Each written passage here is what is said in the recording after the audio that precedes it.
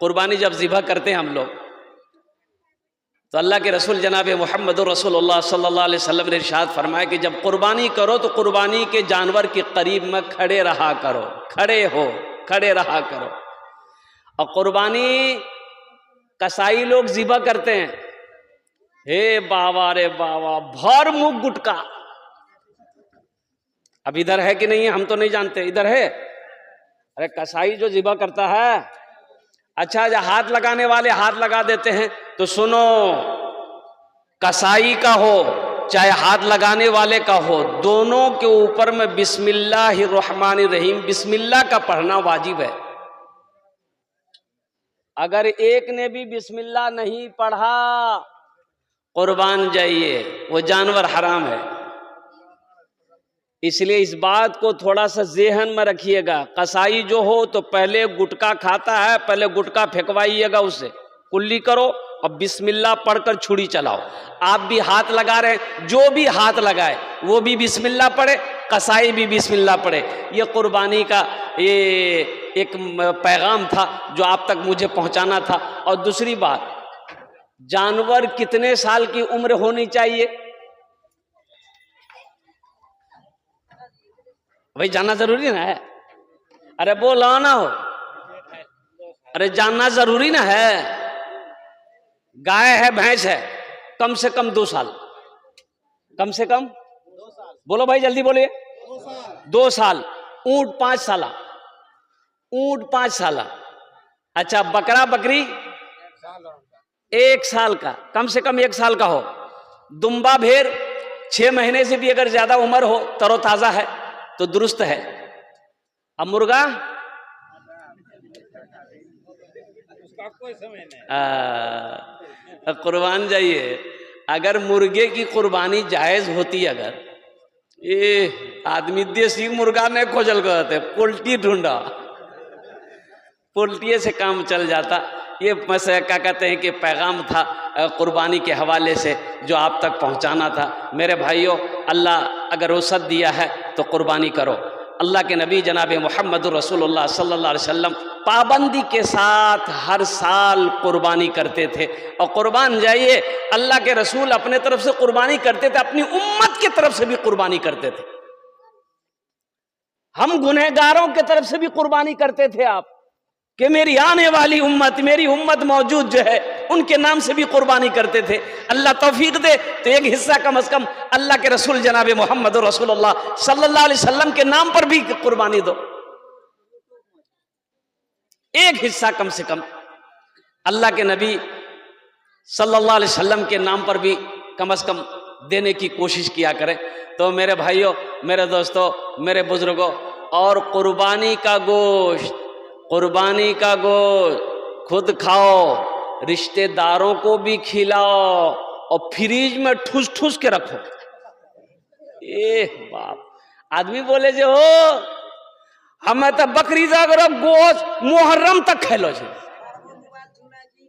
और कुर्बान जाइए मेरे भाइयों, मेरे दोस्तों, मेरे बुजुर्गों, गोश्त गोश्त गोश्त गुरबा को भी, मसाकिन को भी, जो उनका हकदार है उन तक भी गोश्त पहुँचे। जो आपके रिश्तेदार हैं जिनके यहाँ कुर्बानी नहीं हुई है, उन तक गोश्त पहुँचना ज़रूरी है। ओह, खाने की चीज़ है, रख सकते हैं, कोई कैद नहीं है। ये बात आ गई, मैंने कह दिया। फ्रिज में रख सकते हैं, उसको 10 दिन हो, 15 दिन हो, 20 दिन हो, आप खा सकते हैं, कोई बात नहीं है। लेकिन गरीब का हिस्सा मारकर, यतीम का हिस्सा मारकर, मिस्कीन का हिस्सा मारकर, रिश्तेदारों का हिस्सा मारकर फ्रिज में रान भर भर कर रख करके मुहर्रम तक खाना, ये सही नहीं है। इंशाल्लाह फ्रिज में रखेंगे। एक आदमी मकई का बोझा लेके जा रहा था, सूरज गुरूब हो गया, अंधेरा हो गया। अब वो बस्ती पहुंचने वाला था तो ठोकर लगी, गिर गया तो बोला, अल्लाह तू कितना गरीब बने लो, कमावे ने जो रोटी नहीं मिली, इस जिंदगी से बेहतर है मौत को भेजिए, हम मर जाएंगे। अब मोरसंडे का कोई नौजवान एक पेड़ के पास में बैठा हुआ सुन लिया, वो ये मौत की दुआ मांग रहा। बोला बतावे जी, मन चला था लड़का, काला लिबास ओढ़ा, वो चादर, काली चादर ओढ़ करके, अंधेरा था ये था, उसके आगे आके खड़ा हो गया। बोला भैया के जो? बोला हम तोर मौत। बोला मौत है तो यहाँ क्या करने आए हैं? तो बोला अभी तुम दुआ मांगे थे ना कि अल्लाह मौत को भेज दे, तुम्हारी दुआ कबूल हो गई है। बोला नहीं, हम दुआ नहीं किए थे, मुंह से निकल गया था, ये गठरी गिर गई, जल्दी उठा के दिया, हम घर जाएंगे। एक नौजवान था ना, वो कहता था जाए, उस नौजवान का ना नमाज है ना रोजा है, ना नमाज है ना रोजा है। वो नौजवान कहता है कि हजरत मैं जो भी दुआ करता हूं ना, अल्लाह मेरी दुआ को तुरंत कबूल करता है, मेरी दुआ रद्द होती नहीं, मेरी दुआ रद्द होती नहीं। तो पूछा गया उनसे, नौजवान से, अब तो अल्लाह करम है कि बाद में उस नौजवान की जिंदगी बदल गई, बड़ा तहज्जुद गुजार नौजवान बन गया। नौजवान से पूछा गया कि आखिर तू अमल कौन सा करता है, कैसे दुआ कबूल होती है? वो नौजवान कहता है कि मेरे माँ बाप जब रात में सोते थे ना, तो मैं माँ के और बाप का पांव पकड़कर दुआ करता था, मेरी दुआ को अल्लाह अपनी बारगाह में कबूल फरमा लेता था। सुभान अल्लाह बोले था माशाअल्लाह। माँ बाप के पांव को पकड़ता था, दुआ मांगता था, अल्लाह मेरी दुआ को अपनी बारगाह में कबूल फरमा लेता। माँ बाप का मकाम है नौजवानों, माँ बाप की इज्जत करो, माँ बाप का एहतराम करो, अल्लाह तुम्हें इज्जत की जिंदगी देगा, अल्लाह यहां भी इज्जत से नवाजेगा, आखिरत में आला मकाम अता फरमाएगा। ए बाबू, आप लोग गुफ्तगू मत कीजिए, खामोश हो जाइए। हजरत अवैस करनी, अल्लाह के रसूल सल्लल्लाहु अलैहि वसल्लम ने इरशाद फरमाया, उमर, अल्लाह का एक बंदा है, अवैस नाम है, वो जब कभी मिले ना, उनसे दुआ कराना। हालांकि हजरत अवैस करनी के बारे में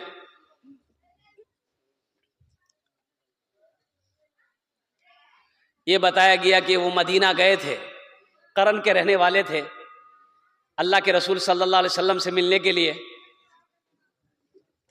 लेकिन अल्लाह के नबी सल्लल्लाहु अलैहि वसल्लम सफर में थे,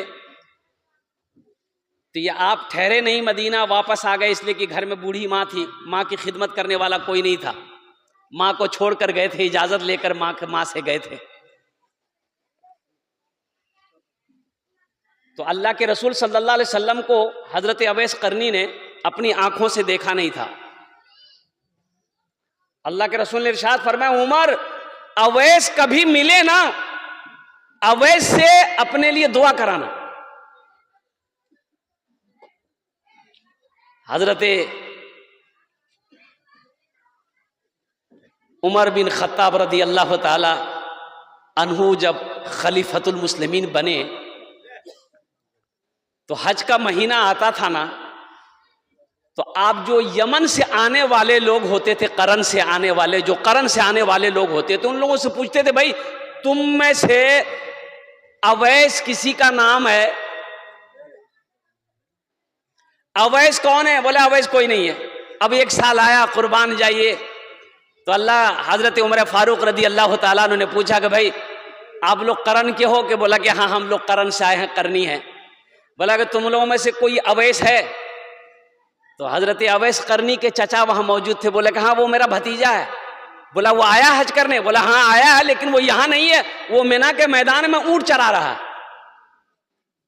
तो हजरत अली रदी अल्लाह ताला अन्हु को हजरत उमर फारूक अपने साथ लिए कि मेरे साथ चलो। दोनों भागे, तो देखते क्या हैं कि हजरत अवैस करनी नमाज पढ़ रहे हैं। सुभान अल्लाह बोले तो माशाअल्लाह। नामाज के बोलो ना काज आछे, काज के बोलो आमार नामाज आछे। नामाज के बोलो ना काज आछे, काज के बोलो आमार नामाज आछे। काज के बोलो ना आमार नामाज आछे। तो सलाम फेरे, सलाम फेरे, हजरत अवैस करनी सलाम फेरे, तो देखे कि दो शख्सियत सामने खड़ी है। हजरत अवैस करनी पहचानते नहीं थे कि ये बादशाह मदीना है, अरब है, हजरत उमर फारूक रदी अल्लाह ताला अन्हु। और कुर्बान जाइए, तो हजरत उमर फारूक रदी अल्लाह ताला अन्हु पूछते हैं कि भाई तुम्हारा नाम क्या है? तुम्हारा नाम क्या है? तो हजरत अवैस करनी कहते हैं कि अल्लाह का बंदा। क्या बोला भाई? अरे बोलो भाई, क्या बोला? अल्लाह का बंदा।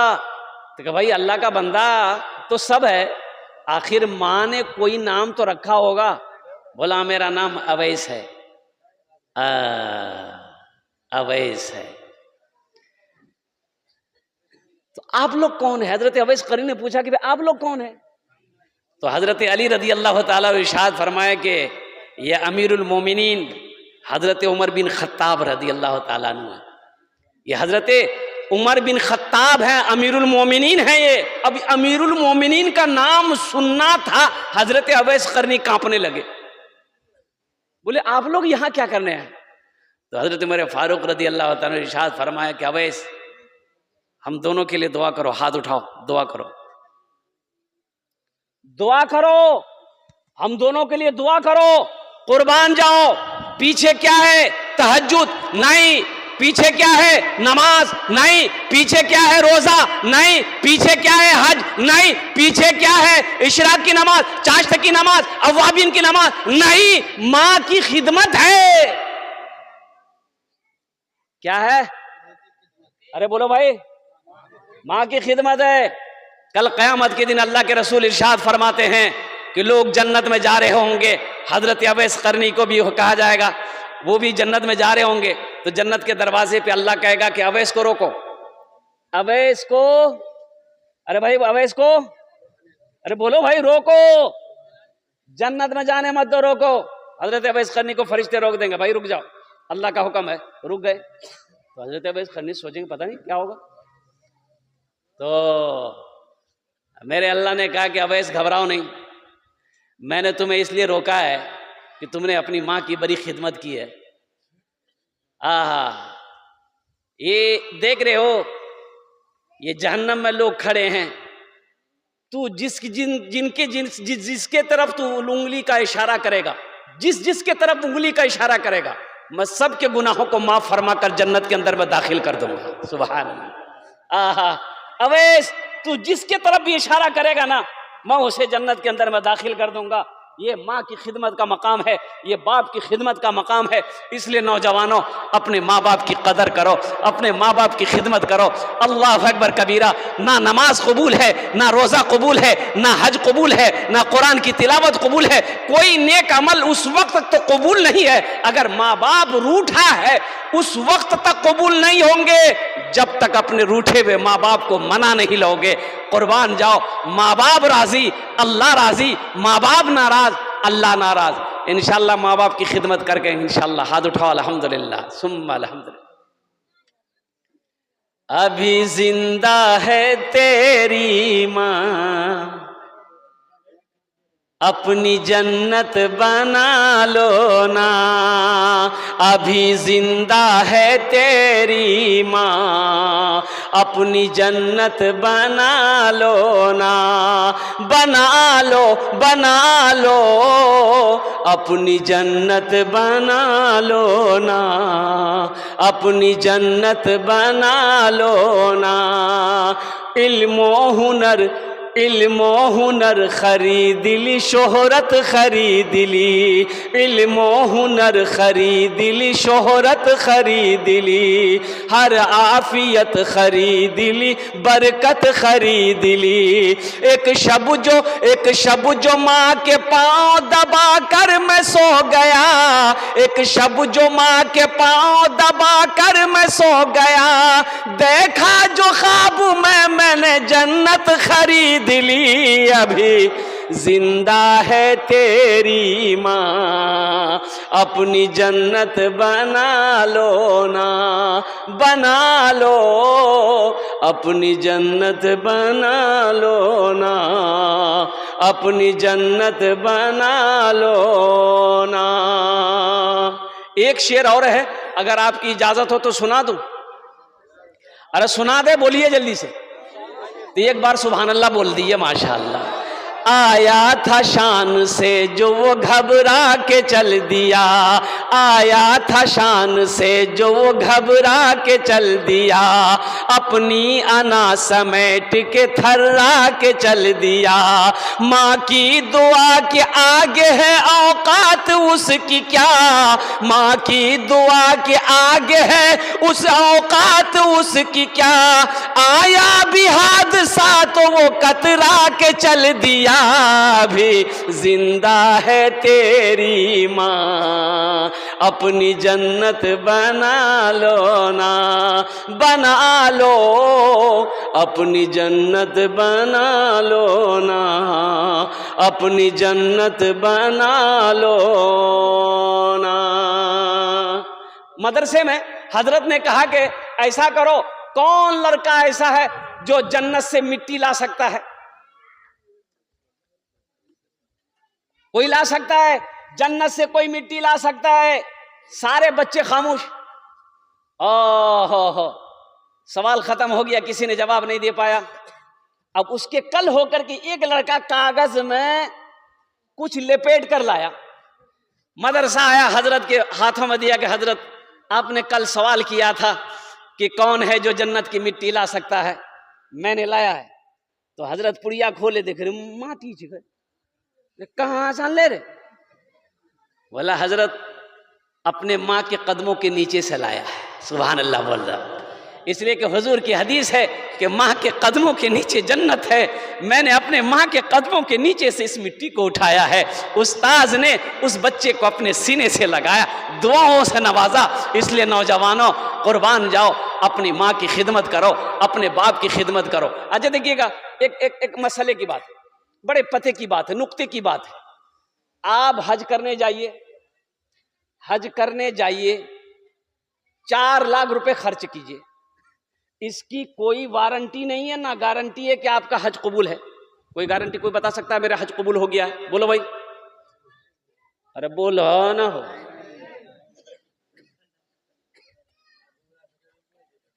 बस 5 मिनट के अंदर गुफ्तगू मेरी खत्म हो जाएगी, तबीयत उतनी अच्छी नहीं है। कोई वारंटी नहीं है, कोई गारंटी नहीं है। 4 लाख रुपए खर्च करके हज करने गए कि आपका हज कबूल है कि नहीं। लेकिन एक हज ऐसा है जिसकी वारंटी भी है, गारंटी भी है कि वो हज कबूल है। अब वो हज कौन सा हज है? कुर्बान जाओ, अल्लाह के रसूल सल्लल्लाहु अलैहि वसल्लम इरशाद फरमाते हैं कि जो अपने माँ बाप के चेहरे को सुबह ऐसे देख ले, खाली ऐसे देख ले, या खिदमत करने वाली बात, वो तो बहुत ऊंचा मकाम है। सिर्फ मोहब्बत से देख ले, बाप के चेहरे को देखा, माँ के चेहरे को देखा। अल्लाह के रसूल ने इरशाद फरमाया कि अल्लाह ताला उस नौजवान के लिए एक हज, एक उम्रे का सवाब अता फरमाता है। ये हज मकबूल का सवाब है। माँ बाप के चेहरे को देख लो, बाप की पेशानी को देख लोगे, अल्लाह हज मकबूल का सवाब अता फरमाएगा। माँ के चेहरे को देख लोगे, अल्लाह हज का सवाब अता फरमाएगा। बताएगा नौजवानों, सुबह सुबह अपने माँ बाप के चेहरे को देख लो। अल्लाह के नबी ने इरशाद फरमाया कि जन्नत में अल्लाह उस नौजवान के लिए 2 दरवाजे खोल देता है। क्या दरवाजे खोलता? बोलो, 2 दरवाजे अल्लाह खोल देता है। माँ बाप के चेहरे को देखने में 2 दरवाजे जन्नत में खुल जाते हैं। और जो नौजवान अपनी माँ की खिदमत करे, अपने बाप की खिदमत करे, उनका सेवा करे और उनकी दुआएं ले, उनका मकाम क्या होगा? उनका मकाम क्या होगा? इसलिए नौजवानों, अल्लाह तौफीक दे तो बाप के पैरों को कभी दबाया करो, माँ के पैरों को दबाया करो, बाप के बदन को दबाया करो। अल्लाह तौफीक दे तो बाप की दुआ लो, बाप की दुआ लो, माँ की दुआ लो। क्या जरूरत है हमसे कहने की हजरत दुआ कीजिए मेरे लिए, बड़ा परेशान जो है। अरे लोग पीर साहब के पास जाते हैं, पीर साहब के पास जाते हैं, हजरत दुआ कीजिए। अरे तुम्हारे घर में सबसे बड़ा पीर तो तुम्हारा बाप है, उनसे दुआ कराना, पहले उनकी दुआ कबूल होगी। होगी कि नहीं होगी? बोलो भाई। अरे माँ बाप की दुआ औलाद के हक में पहले कबूल होगी, पीर साहब की दुआ तो बाद में कबूल होगी। अब कबूल होगी नहीं होगी? हमारी दुआ कबूल होगी कि नहीं होगी? लेकिन औलाद के हक में माँ बाप दुआ कर दे, कुर्बान जाइए, वो दुआ कबूल है। औलाद माँ बाप के हक में दुआ करे, बख्शिश व मग़फ़िरत की दुआ करे, तो अल्लाह ताला उस औलाद की उम्र को बढ़ा देता है। अल्लाह उस औलाद की रोज़ी में बरकत अता फरमा देता है। जिनके माँ बाप जिंदा, उनकी खिदमत करो, और जिनके माँ बाप मर गए हैं उनके लिए दुआ करो। बख्शिश व मग़फ़िरत की दुआ करो, उनके नाम से इसाल व सवाब का काम करो, उनके नाम से मस्जिद हो, मदरसा हो, गरीब हो, फ़क़रा हो, मसाकिन हो, उनके नाम से सदक़ा जारिया करते रहो। इंशाअल्लाह आप भी जब मरोगे अल्लाह तेरे बेटे को भी तौफीक देगा, इंशाअल्लाह तेरा बेटा भी तेरे नाम पे इसाल व सवाब का काम करेगा। इंशाअल्लाह अपने अमल करेंगे इंशाअल्लाह अल्हम्दुलिल्लाह। बस ये पैगाम था, पहुंचाना था, जो पैगाम मौत के हवाले से माँ बाप का मकाम क्या है, माँ बाप का मकाम क्या है। नौजवानों, अपने माँ बाप का इकराम करो, अपने माँ बाप की इज़्ज़त करो, अपने माँ बाप की खिदमत करो, अल्लाह तुमसे राज़ी हो जाएगा।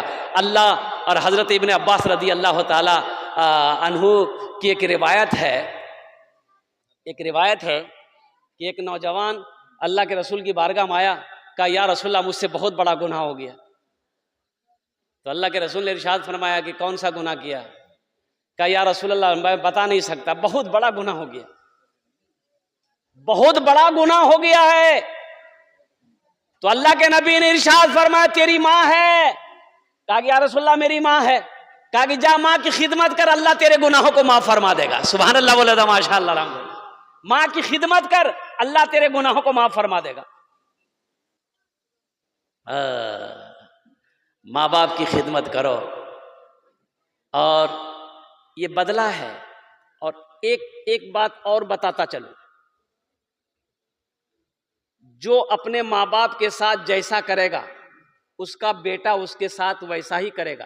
जब तक उसका बेटा उसके साथ वैसा करेगा नहीं, वो मरेगा नहीं, उसकी मौत नहीं हो सकती।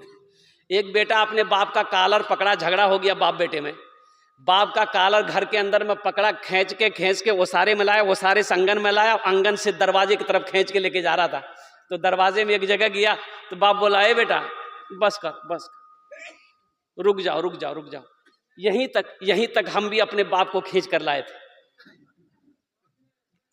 यहीं तक हम भी अपने बाप के कॉलर को खींच कर लाए थे। मैं समझ गया इसका बदला तुमने चुका दिया है। इसलिए नौजवानों, कुर्बान जाओ, अपने माँ बाप के साथ अच्छा सलूक करो, उनकी खिदमत वो अजीम दौलत है। देखो दुनिया में हर रिश्ता मिल सकता है, लेकिन माँ बाप नहीं मिलेगा।